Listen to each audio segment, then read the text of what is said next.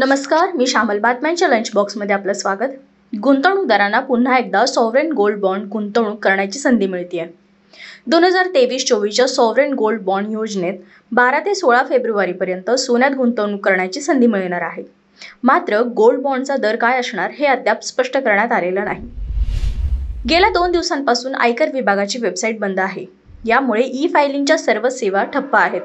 आयकर विभागाने या संदर्भात कोट्यवधी करदात्यांना अगोदरच पूर्वसूचना दिली होती.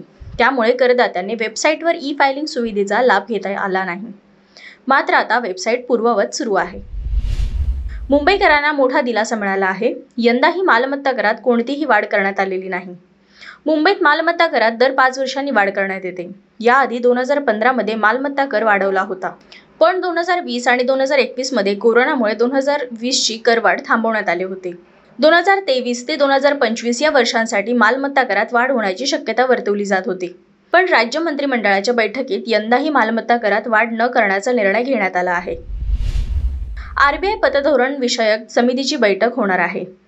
येत्या 6 ते 8 फेब्रुवारीपर्यंत ही बैठक आयोजित करण्यात आली आहे. या बैठकीमध्ये आरबीआय व्याजदर वाढवण्याची शक्यता नसल्याने कर्जाचा हप्ता वाढणार नाही. सरकारने अंतरिम अर्थसंकल्पात वित्तीय तूट कमी करण्याचं ठरवलंय. त्यामुळे व्याजदर कमी होण्याची शक्यता वाटत होती. मात्र सध्या तरी व्याजदर कमी होण्याची शक्यता नाही. आता फ्रान्समध्येही यूपीआयची सेवा वापरता येणार आहे. फ्रान्सने यूपीआय सेवेला मंजुरी दिली होती. भारताची एनपीसीआय इंटरनॅशनल पेमेंट्स लिमिटेड आणि फ्रान्सची लायराद्वारे फ्रान्समध्ये यूपीआय सेवा देण्यात येणार आहे. यूपीआयची सेवा देणारा फ्रान्स हा युरोपातील पहिला देश आहे. भारतीय पर्यटक फ्रान्समध्ये गेल्यानंतर यूपीआयचा वापर करून आयफेल टॉवर पाहण्यासाठी तिकीट खरेदी करू शकतील. सरकारने जीएसटी संकलन वाढवण्याची योजना तयार केली आहे, अशी माहिती महसूल सचिव संजय मल्होत्रा यांनी दिली आहे. पुढील आर्थिक वर्षात महिन्याला सरासरी 1,85,000 कोटी जीएसटी जमा होण्याचा अंदाज आहे.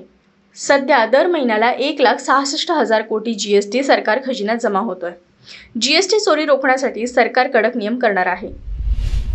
तुमच्या आयुष्यावर आणि खिशावर परिणाम टाकणाऱ्या अर्थविश्वातील बातम्या पाहण्यासाठी पाहत रहा मनी 9 मराठी.